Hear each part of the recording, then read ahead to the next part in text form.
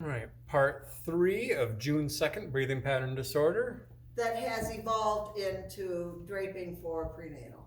No, positioning. Positioning. Do you need draping No, materials? I don't. Great. Now, typically you want them to spend more time on their left side than their right side. I don't know what side you're on. Your right side probably. Yeah. It has to do with, especially important in the last trimester, because the baby lays on the aorta there, and that can make them feel funky. So now this is your basic draping right, or your basic positioning right there. I got a little bit of a gap right there, and so it may be comfortable or not for her to roll over like that. She has to tell me. What do you think? If this pillow was a little bit thinner, it would be the perfect. All right, let's find a little bit thinner. If you have to, what can be really ideal in these situations, something more adaptable. Where's my giant fleece? Oh. That'll work. But your larger, like really big fleece blankets, the nice fuzzy ones, you can kind of mold those into any shape you want. So Yeah. you can tuck, Good? something Yeah. not You need more expensive. pillow? Probably. All right, we need a smaller pillow or a towel. Another. Okay. Well, that one was it. Is that one all right? Yeah. You're tied to me. Okay. This is great. Why people go nuts doing that, I do not know.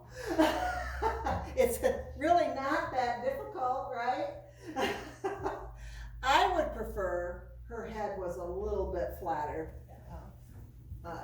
So But that's where just would- keeping, again, something that you can kind of change the shape of by having, especially if you have a stationary office, just a few extra small pillows, big pillows, so you can just customize it. There's a lot to be said for how easy is it to just take a little extra time and make sure a person's truly as comfortable as possible laying in a position, rather than just, people will lay there and tolerate a lot without saying anything.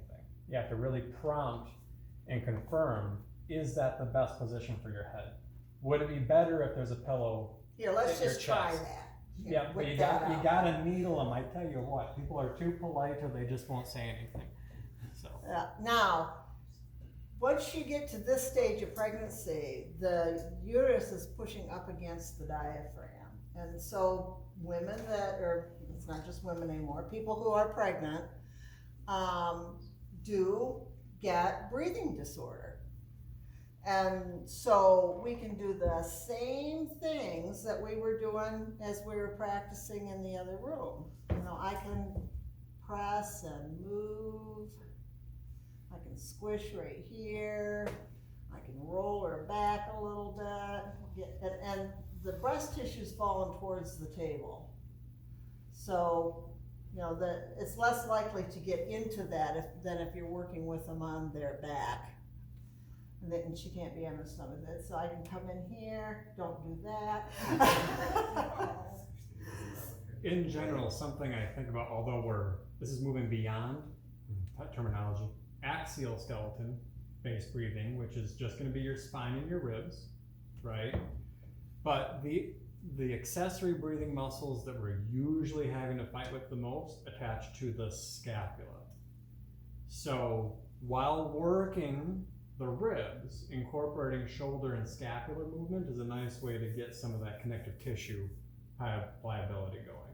I think a lot about compressing anywhere around the scapula and moving it back and forth in order to make more room for the structures related to the ribs.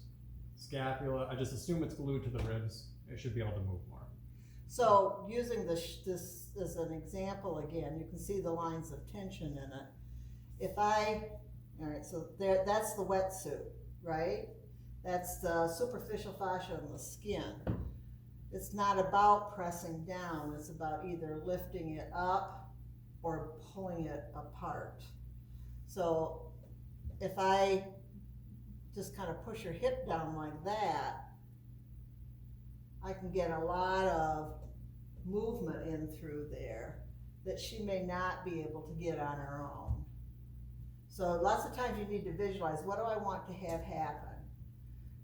And you're either working on muscle, which is more of a compression, or you're working on the superficial fascia, which is more of a lift or an out. Low back is an issue. Is your low back bothering you yet? Okay. I do a lot of rehab. Yeah, so, this is where you can get the compressing joints feels good and that sort of thing. Now, if she were to lay on her back at this stage of pregnancy, she's gonna get some compression against the aortas. So I wouldn't even try it. At this stage, she would be one side and then the other. Sometimes they'll put them in a semi-recline. I wouldn't bother. So, anything that I can do supine or prone, I can do sideline. I just have to modify it a little bit. So, then it's time for her to get up. I'm gonna say one thing though, is I had a session from a lady who had like 20 years experience, and she didn't put this here, and she kept pushing me, like literally I was almost like, Yeah, then you're on your belly. I was just like, okay, I was literally the whole time almost holding myself up because it was hurting. It wasn't even that like I couldn't, it was like it hurt. Yeah. And so this like would have been such a simple thing for her to do, and something that I do at home, but Well, and you can make this be a little bit, yeah, like a bumper. yeah, Like a you know, bumper. and it doesn't squish, it doesn't give it. Yeah, but I was like, oh, okay. All right, so to get her off the table, I would get rid of the side bolster, and I would have her go ahead and push herself up from, Like this. yeah. There you go. Now, I wouldn't help more than that unless she really couldn't get up. And then it would be more of a swing her around and bring her up, but there, that was a little bit of a rest. All right, so I think people make too big of a deal out of most things. And so, so you can see that the bolstering and the positioning we're using for a lot of the breathing stuff is the same bolstering and positioning we would use, except with maybe the addition of the kind of the roll in the underneath the belly. Anybody got any questions or anything about that? Okay, so what we just got done practicing was how you can indirectly encourage appropriate breathing just by how you put the person on the table. So were there any ahas? Like I was working a little bit with Troy and Daniel, and I pulled the pillow out from under his belly when he was laying down, and then he felt it and he went, oh yeah, that's a big difference. Were there any other ahas that you achieved with some of the nuancing, as I fall backwards, some of the nuancing on any of the bolstering or anything that you guys might have forgotten, or? One thing I mean, you still look quiet. What was that? Just what she mentioned with the pillow and how much of a difference it makes, and like you've got 3 or 4 pillows or props on the table with the person. That seems excessive at first thought, but it's Not when you feel it. it's really easy enough to do, and you're providing that much more comfort. You just have to get used to where all the pieces go. And the more you get used to moving that pillow, the better you'll get at it in terms of making it feel seamless and integrated. I think people just fuss with the draping too much with it, like it makes it uncomfortable. That can be. I think that's what the real issue. With the draping. One thing I wanted to reinforce, mostly for video, is some of the dynamics particularly related to the ribs and breathing and working with the paraspinals the most efficiently is how you stand and what direction your force is going. More often than not, if you're looking at finding a way to mobilize the ribs with the outcome being better breathing, you're gonna be looking towards their feet, and your pressure is gonna be moving inferior to the head. That will naturally do a lot of what you want to have happen to the rib cage. If I don't stand and work too much this way, pushing everything up, and instead change my direction and push things down, even in sideline, if you're stuck holding the arm, it forces you to stand in such a way so your pressure is directed towards their pelvis or their feet, and that will naturally, every compression you make, regardless of how high you are up at the the shoulder joint, working your way down, that's all gravity, and your direction of force will just naturally take the rib cage down. And that's a big trick. So moving the arm, sideline, arm up, rib cage down, arm down, come over, shoulder, when we get to the shoulder blade stuff. But can you see how it's taking everything from the shoulders and the ribs and pulling it all back down into exhalation? Zoom, umbrella up, push everything down. Isn't he smart? Just parroting that one. All right, so just a couple of nuances before we break for lunch. The torso below the diaphragm, below the rib cage, contains all of our guts, right? All of our viscera in there. And a lot of the fluid movement, a lot of the slip slide that happens in there has to do with the pumping action of the diaphragm going up and down and up and down. That's a hard muscle to visualize. So this is kind of fun. That's the diaphragm right here. Here's all your guts, right? The pink thing on top. So can you see how that comes in sideways like it's cutting something in half? So when it comes up, like Luke is talking about the umbrella, it creates a vacuum. And then when it comes down, this thing is pressing into these intestinal contents. That is a really important part of not just how we breathe, but how we digest and how we pump fluid and all kinds of things. So just kind of keep that visualization of the diaphragm in there. The heart sits right on top. Somewhere. Yep. All right, so you're also getting a secondary pulsing or pumping action off of the heart, which is our blood pump, right? So the focus that we need mostly is not about the inhale, and Lucas said this, it's not about the umbrella opening, it's about the umbrella closing. So when we think about inhales and exhales, your exhale, for normal relaxed breathing, your exhale should be at least twice as long as your inhale. So that can be an assessment. And ideally, most you're breathing through your nose, if possible. And there's a video on that talks about how you do that. So if I were gonna mimic what an upper chest breathing pattern would look like, the shoulders would rise a little bit and my chest would come out. So it would look like this. It's almost like when you try to take a,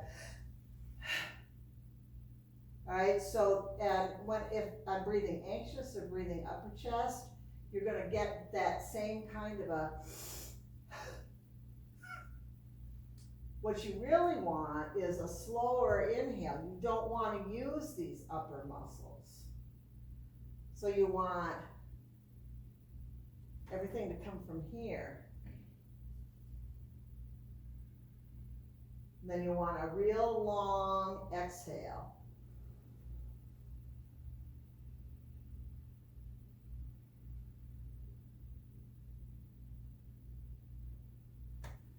In breathing retraining, it's all about the exhale.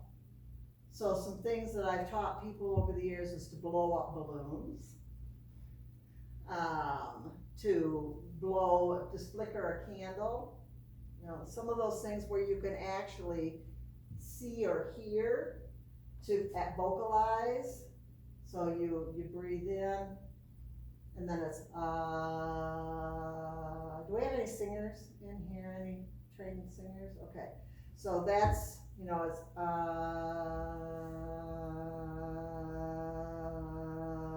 so you're conscious, you're being conscious, you can hear the breathing. So let's just see how comfortable you are. Do a normal inhale, hold it for just a second, and then breathe out either pursed lip or through your nose, and see how long your exhale is. Count it on the second. So it would look like this. Inhale, exhale.